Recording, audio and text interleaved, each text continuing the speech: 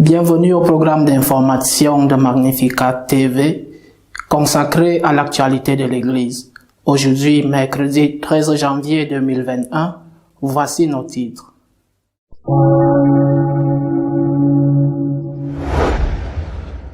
Le pape a accordé une interview à une chaîne de télévision italienne dans laquelle il prévient que ce qui s'est passé aux États-Unis peut se produire dans n'importe quelle démocratie.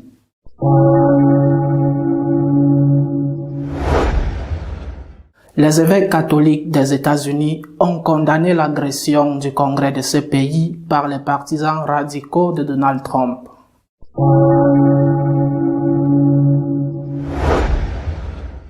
Le pape a envoyé un message au cardinal vénézuélien Baltasar Porras dans lequel il renouvelle son soutien au peuple de ce pays en raison des souffrances qu'il traverse.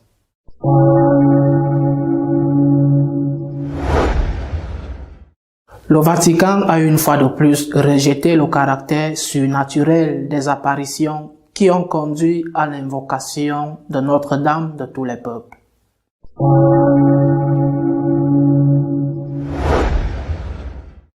Le Cameroun a subi un nouvel attentat terroriste perpétré par des musulmans radicaux. Il a eu lieu au nord du pays et au moins 14 personnes ont été tuées.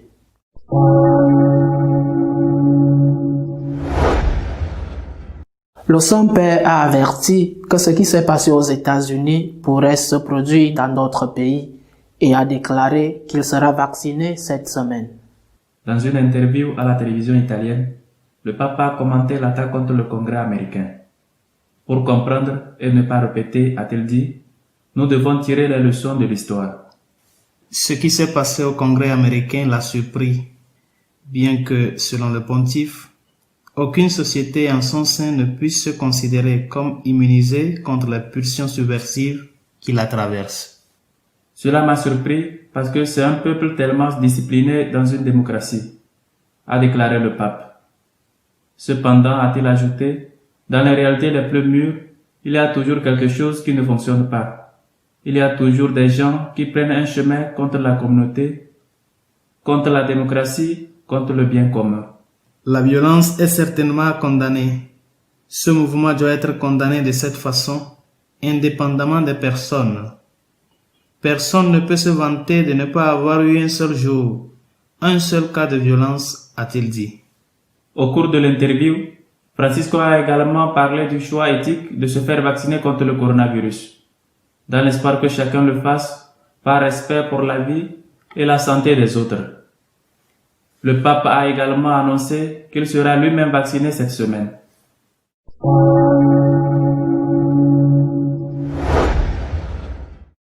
La conférence épiscopale des États-Unis a condamné l'attaque contre le Congrès américain par les partisans radicaux de Donald Trump.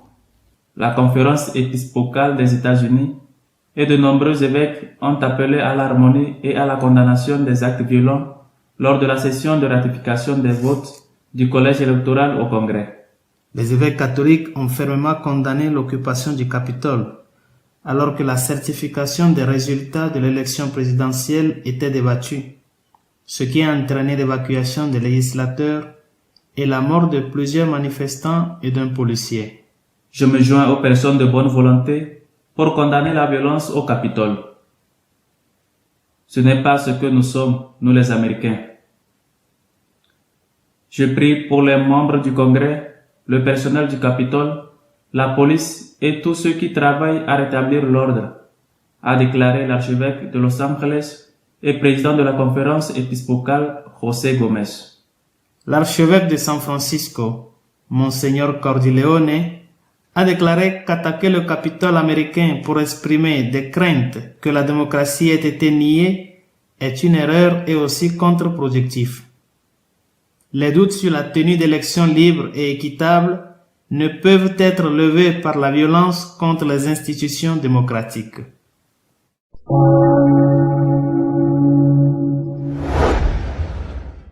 Le pape François a envoyé cette semaine un message au cardinal Porras pour lui témoigner sa solidarité avec le peuple vénézuélien. Que Dieu continue à te donner force et courage pour que, avec un cœur de père, tu saches accompagner et consoler ton saint peuple fidèle, éprouvé par la souffrance causée par le fléau de la pandémie, l'arrogance des puissants et la pauvreté croissante qui l'étrangle, a écrit le pape. Sous l'administration communiste de Nicolás Maduro, le Venezuela a été touché par la violence avec de graves pénuries de nourriture et de médicaments, un taux de chômage élevé, des coupures de courant et une hyperinflation. 5 millions de Vénézuéliens ont émigré depuis 2015.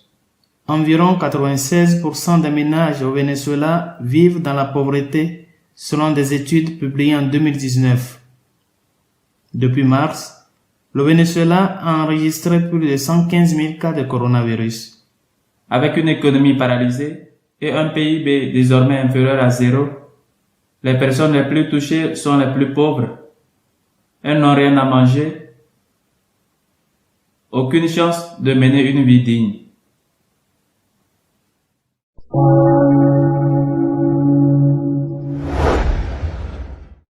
Le Vatican a rejeté l'authenticité des éventuelles apparitions de Notre-Dame à Amsterdam, diffusées sous le titre de Notre-Dame de tous les peuples.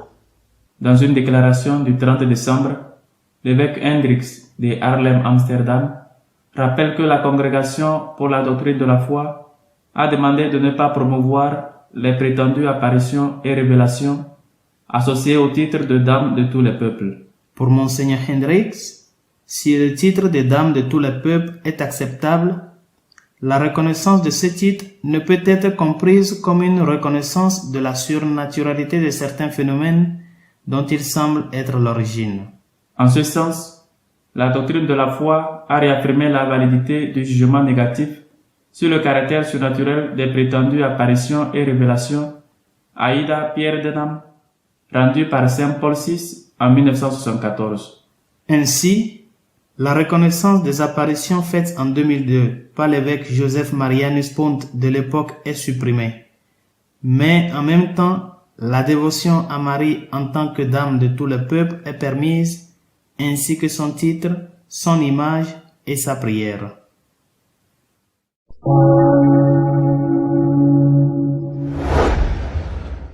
Un groupe terroriste islamique a provoqué un massacre dans le nord du Cameroun. Au moins 14 personnes ont été tuées et beaucoup d'autres ont été gravement blessées. Au moins 14 personnes sont mortes après qu'un kamikaze ait attaqué une foule fuyant un attentat terroriste au Cameroun. L'attaque fait suite à un attentat à la bombe qui a fait 5 morts. L'attaque a eu lieu au Mosogo, dans le nord du Cameroun. Les assaillants qui sont arrivés au milieu de la nuit ont tiré dans le ciel, provoquant la fuite des villageois vers la campagne. Quelques instants plus tard, une jeune femme portant un engin explosif a pénétré dans la foule en fuite et a fait exploser la charge. Des hommes, des femmes et au moins 8 enfants ont été tués et blessés dans l'explosion.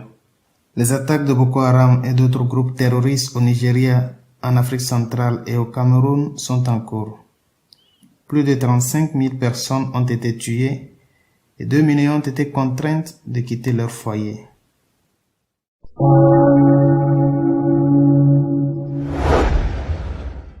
Notre éditorial de cette semaine est consacré à commenter les actes de violence qui ont eu lieu au Congrès des États-Unis. L'information de cette semaine a sans doute été la prise de contrôle du Congrès américain par une multitude de partisans du président Trump. Une prise de contrôle violente et agressive qui a déjà fait au moins 5 morts, 4 parmi les manifestants et un policier, et pas mal de policiers blessés, et peut-être aussi ceux qui ont agressé le Congrès. Je me joins à la conférence épiscopale nord-américaine dans la condamnation absolue de ce type d'acte, de ce type de violence totale, en particulier aux propos durs prononcés par l'un des évêques les plus conservateurs et pro-vie des États-Unis, l'archevêque de San Francisco, Monseigneur Cordileone. Rien ne justifie la violence, mais autre chose doit être dit. Et je voudrais dire deux choses. La première, bien que rien ne justifie la violence, il faut essayer de trouver quelles sont les causes de cette violence. L'une des causes, je le répète, qui ne justifie pas la violence, mais qui est là au fond, c'est la fatigue d'une partie très importante de la population nord-américaine, peut-être la moitié de la population, une partie qui en a assez de la manipulation idéologique de la part de ceux qui ont repris ce que l'on appelle la pensée politiquement correcte. Emprisonnés par la grande majorité des médias, un critère a été établi selon lequel, si tu n'es pas d'accord avec ce qu'ils disent, tu es méprisé, insulté et peut-être à l'avenir même persécuté. Je donne quelques exemples. Je le répète, la prise de contrôle violente du Congrès américain n'a aucune justification. Elle doit être condamnée. Mais il faudra aussi condamner les réactions menées par ce groupe, mouvement, appelé Black Lives Matter, survenu après la mort d'un Afro-Américain par un policier. Ou est-ce qu'une violence est mauvaise et l'autre non? La violence exercée par la droite est très mauvaise. La violence que fait la gauche ne l'est pas. Mais la violence sera mauvaise pour tout le monde. Ceci, je le répète, n'est qu'un exemple. Mais à d'autres niveaux, on peut en mettre plus. Lorsque la déclaration unilatérale d'indépendance de la Catalogne en Espagne survient en 2017, eh bien, le gouvernement de la nation, une déclaration illégale, agit conformément à la loi, suspend l'autonomie de la Catalogne et une réaction violente extraordinaire se produit de la part d'un secteur indépendantiste confrontés, entre autres, à la police. Mais les coupables sont la police. Les policiers qui ont subi le harcèlement, il y a beaucoup de blessés parmi eux. Ce sont eux les coupables. C'est exactement la même chose que si on disait maintenant que les coupables sont les policiers qui ont défendu le Congrès nord-américain. Ceci est inconcevable. En d'autres termes, la violence doit être condamnée dans tous les cas. Il ne peut y avoir de mauvaise violence et de bonne violence. Il ne peut avoir ni violence au pluriel. En d'autres termes, ni les conservateurs le font, la violence est horrible. Si les gauchistes le font, alors la violence est bonne et justifiable. Un autre point. Certes, je le répète, je ne veux laisser aucun doute que ce qui s'est passé aux États-Unis, à Washington, n'a aucune justification. Mais le pays est divisé en deux moitiés. Et ce qui ne peut être fait, c'est que celui qui gagne, qui que ce soit, se voue à agacer, à gouverner contre ceux qui ont perdu. Car cela va générer de la violence de la part de certains qui, je le répète, doivent être condamnés. Mais ce n'est pas une manière correcte d'exercer le gouvernement. Un gouvernant doit unir. Au lieu de cela, que se passe-t-il? Le nouveau Congrès nord-américain vient d'être proclamé. Il a déjà annoncé deux choses. Premièrement, ils vont supprimer des termes tels que père, mère, fils, fille dans les règlements du Congrès. Deuxièmement, ils vont proposer la soi-disant loi de l'égalité, selon laquelle tous ceux qui sont contre l'idéologie du genre seront persécutés. Cela est unir. Il y a un secteur qui se sent très mal à ce sujet, qui a perdu les élections. Eh bien, dans certains cas, il les aura certainement perdues. Dans certains États, par très peu de voix. Il a perdu les élections, mais il est là. La mission d'un gouvernant est d'essayer de unir Sinon, je le répète, il se consacre à gouverner pour la moitié, voire pour plus de la moitié, quel que soit le pourcentage de ceux qui ont gagné, en oubliant, voire en offensant et en nuyant les autres. Puis il dit que certains de ces autres en ont assez et réagissent avec violence. C'est leur faute. En effet, la violence, j'insiste encore et encore, n'a aucune justification. Mais le gouvernant devrait essayer de gouverner pour tout le monde et ne pas appliquer un rouleau qui blesse profondément, même dans des sentiments très intimes, tels que des sentiments religieux et moraux, pour cette autre partie de la population. Un royaume en guerre civile s'effondre, maison après maison, et c'est ce qui s'est passé aux États-Unis. Mais pas seulement là-bas, regardons l'Église.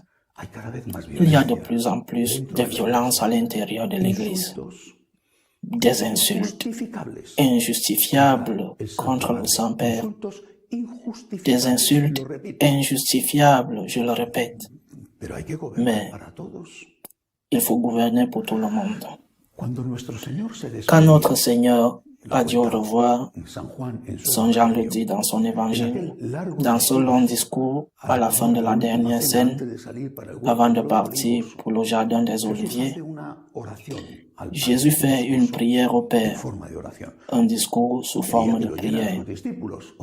Il voulait évidemment que ses disciples l'entendent, car pour le Père, il pouvait parler en silence. Et ce que Jésus va dire à Dieu le Père, je le répète, pour que ses disciples entendent ce qu'on appelle le testament de Jésus, c'est « Père, puissent-ils tous être un, comme toi et moi, afin que le monde croie. » L'unité. L'unité doit être le but d'un bon gouvernant, à la fois politique et religieux. En imposant le rouleau et dit « Je suis maintenant aux commandes et vous allez vous embêter et vous allez supporter cela. » Lorsqu'on attaque des convictions profondes, ce n'est pas typique d'un bon gouvernant et c'est une cause de la violence. Bien que lorsque cette violence se déchaîne, elle n'a aucune justification. Mais il faut éviter les causes et ne pas simplement condamner les faits lorsqu'ils se produisent.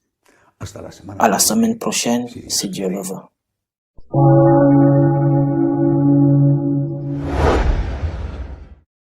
Si vous souhaitez être au courant de ce qui se passe dans l'Église, vous pouvez le faire sur notre page d'information www.catholicosonline.org. Avec tous mes vœux pour la nouvelle année, à la semaine prochaine, si Dieu le veut.